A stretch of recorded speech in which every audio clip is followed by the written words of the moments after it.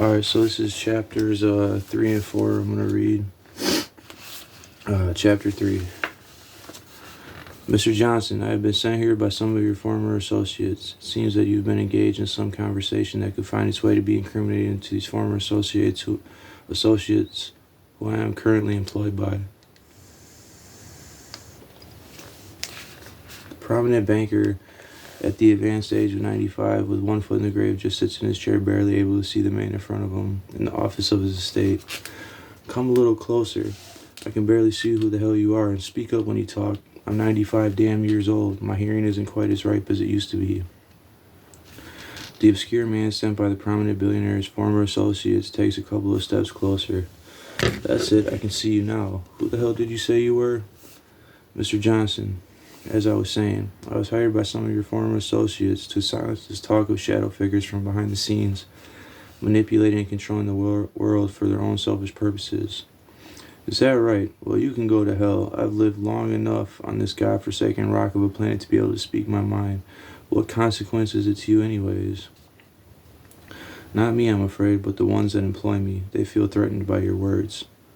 And they damn well should be. I've lived in this life for long enough, and now it's time to go to my grave with a clear conscience. Mr. Johnson, that is unacceptable. If you do not wish to compromise with me, I will be forced to take measures to reassure your voice this continues to be heard. With that statement, Mr. Johnson becomes upset with the intruder standing in front of him.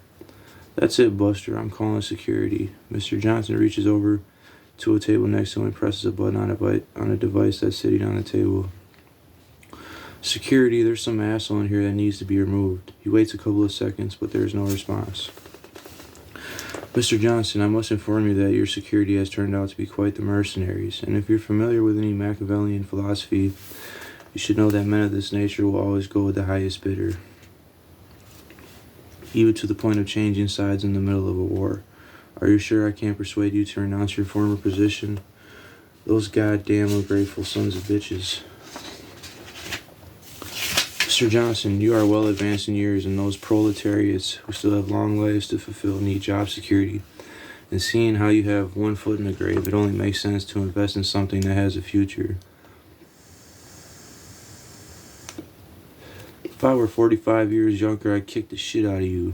Back when I was in the war, I used to kill sons of bitches like you for breakfast.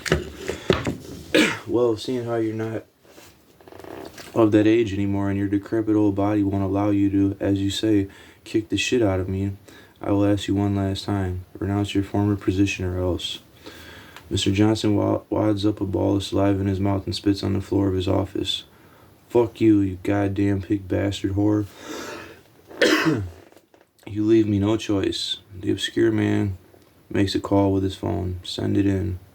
In moments, a flat screen television with huge speakers hooked up to it is rolled into the office. Mr. Johnson's former security rolls it right up in front of him and presses the power button. An image of a heavy metal band on stage begins to shred into a raging guitar solo, then soon is accompanied by the screams of the lead singer. The former security guard begins to turn the volume up to its maximum decibel level. Turn this goddamn devil music off. The music continues to blare at such an extremely uncomfortable decibel level that what Mr. Johnson has just said is undiscernible to the ears. He now begins to check his heart rate with his middle and index finger on the side of his neck. God damn it, you're going to give me a fucking heart attack. But again, Mr. Johnson's speech cannot be heard over the music. The 95-year-old billionaire now grabs at his heart and his eyes roll into the back of his head. Then he falls onto the floor in front of his chair and dies of major cardiac arrest. Next scene. All over the news, Harold Johnson's death is being mourned. The 95-year-old self-made billionaire died peacefully at his home around his beloved security staff. He was a World War II veteran who, after serving his country, had made a fortune in the stock market and a plethora of different investments, acquiring a net worth of around $666 billion at the end of his life. His highly esteemed Johnson Foundation was accredited for many different philanthropic endeavors throughout the world, the most recent being the initiative to stop the AIDS epidemic in third world countries. A statue of him is being resurrected in his honor, as well as a library with the locations yet to be determined. They are hailing him as a true American patriot whose contributions to society were endless. Blah, blah, blah, blah, blah. Since my suspension at the Bureau, I've had more leisurely time to investigate into a dark cabal of shadow figures running the world from behind the scenes, with yours truly at the forefront. But it seems that in recent days, old Harold had taken a step back from this cabal and was even leaking to certain government officials the monstrosities they had created and are utilizing still to this day. Of course, the claims were soon debunked, and it was speculated that old Harold was suffering from the irreversible deterioration of intellectual faculties caused by none other than dementia, which also explained his recent bouts of emotional disturbances. Why else would a man of such stature and reputation rant about aliens and government conspiracies after all these years of public servitude, with that master be in the interest of the public and having never to mention it before? This time I didn't fully understand to the extent of his claims, but through a trail of business endeavors, I linked Harold and some other prominent bankers to what was a highly classified project by the name of Nephilim. The only thing about Nephilim I could remember was from the biblical book of Genesis, where the angels came down from the heavens and impregnated the women of the earth, creating a giant offspring of demigods. I'll have to admit, I was intrigued, and honestly I wanted to know more, so I called my contact in Washington, and he relayed to me about some secret military project that was literally underground in some forest in northern Oregon. Now, even though I was under suspension, I still had an obligation to the cause, so I saw it as my duty to book a ticket out there and further my investigation. Chapter 4. In a lavish setting on the 101st floor of a tower in the middle of the downtown region of a city, a group of extravagant billionaires and others with profound titles of nobility met to discuss business as usual, that business being the grotesque operations of what they deemed necessary to satisfy their evil lusts. Catering this meeting is an adrenal gland in a rare china bowl and a chalice of human blood placed in front of each member, accompanied by a polished golden fork and knife with engraved markings PTB on each piece of silverware. Most of the members' mouths begin to water in anticipation to devour and feel the effects of what lay in front of them. One of the members of a very advanced age, hooked up to an IV of a red substance, began to talk. "Gentlemen, I've called you here today to remind you of the tragedy of one of our founding members. What a shame it was for Harold to lose sight of our common goals and renounce those sworn words he uttered when he was first consecrated into this circle. Until death do we part." The other members announced in synchronicity, "Till death do we part." Furthermore, I want to congratulate you all on our most recent endeavor, Project Nephilim. I'm glad to announce the profits that I am told by our accounts have become astronomical. Bravo, gentlemen. Without further ado, allow this food to be blessed before we begin to eat. A golden idol of a snake wrapped around an apple tree branch is placed onto the table, and one of the members, a famous television evangelist, begins to say grace. "Father, bless this food which we are about to receive, and allow this food to nourish our bodies and keep us young for years to come. Amen." Before the feast begins, the old man hooked up to the IV announces, "Could someone please pass the Grey Poupon?" The members around the table laugh at his humor, then indulge in the human organ that lay in front of them, with every bite releasing an explosion within themselves of hormone neurofusion. One of the members, a pharmaceutical executive, begins to speak after taking a bite of the organ. "I'm quite glad to report of the profits we have acquired from the opiate epidemic. Those poor fools never seen it coming.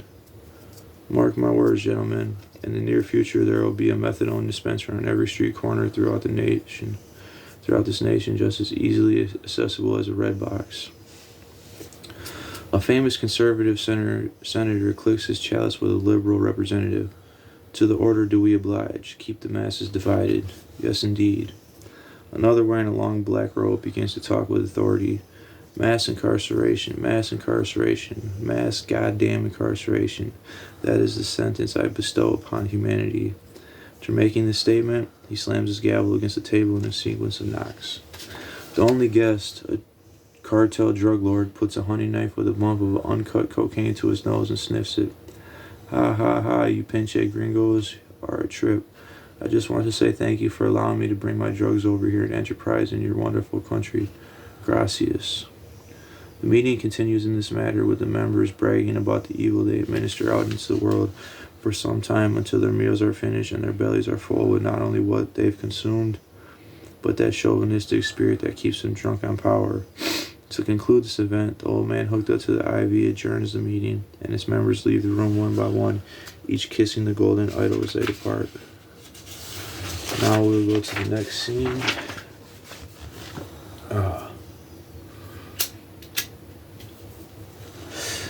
As I head to the secret military base in the middle of a forest of red oak trees in northern Oregon, I come to a blockade surrounded by a fence with barbed wire.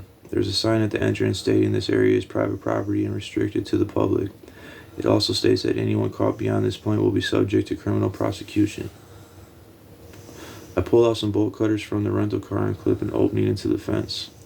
After a brief walk through the wilderness, I reach the door to what looks like a bunker and notice an armed guard patrolling the perimeters, so I sit and wait for the opportune time. Then when the guard has his back to me, I charge at him like a madman, striking him in the head with the bolt cutters. Once he's knocked out on the ground, I undress him and put on his attire to disguise myself as one of the guards and grab his gun. Then I reach the entrance of the bunker and notice a key card clipped to the uniform I'm now wearing, so I scan it against this pad on the side of the door. The doors slide open and I see an elevator at the end of a small hallway. I reach the elevator and scan the card again against the pad next to the elevator doors. The elevator doors open, so I enter and have taken many floors down into the earth. In moments, the elevator abruptly stops. The doors open and before me is another long hallway. As I begin to walk down the hallway, I notice a window. Inside of the window, I see a room similar to that of a 5-star suite, but inside of this suite, I see something that I don't think I'll ever be able to erase from my memory.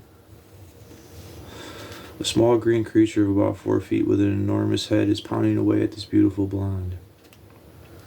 As I can't take my eyes away from what I'm witnessing, I hear a bizarre sound come from the creature, and it happens.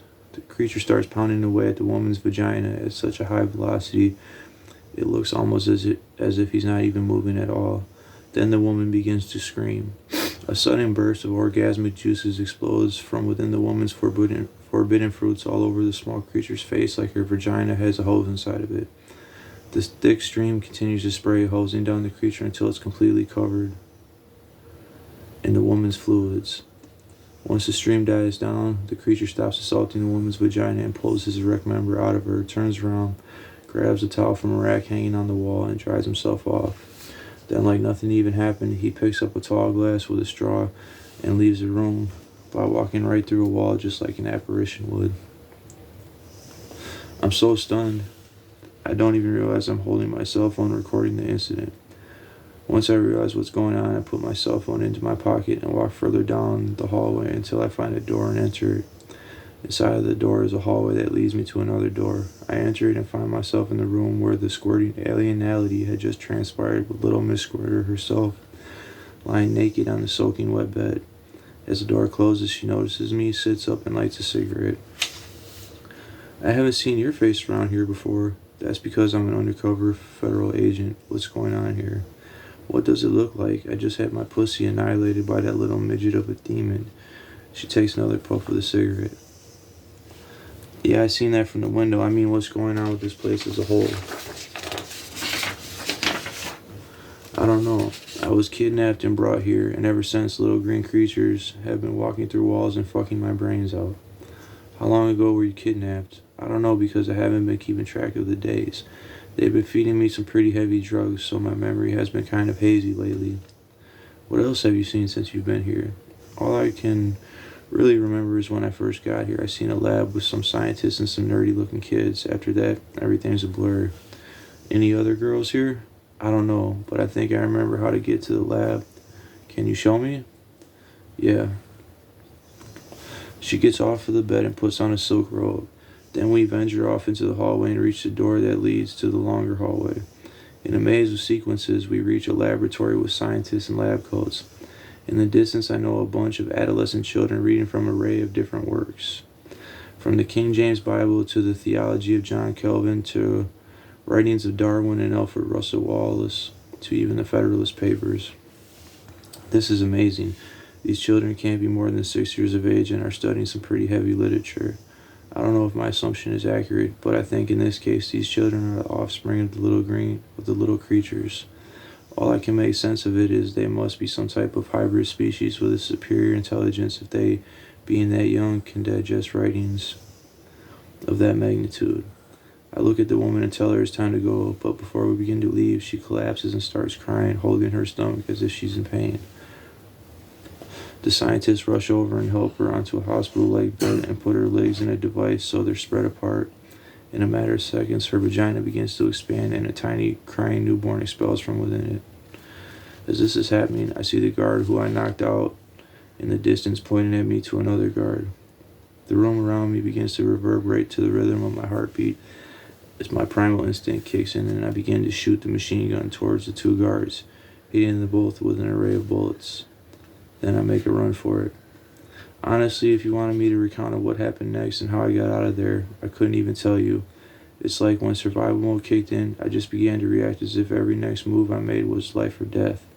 So I guess you can just chalk it up to that old reptilian part of the brain that took over and helped lead me to safety. All I really remember next was hopping on an airplane after I made it out of there and enjoying some cocktails on the plane ride home.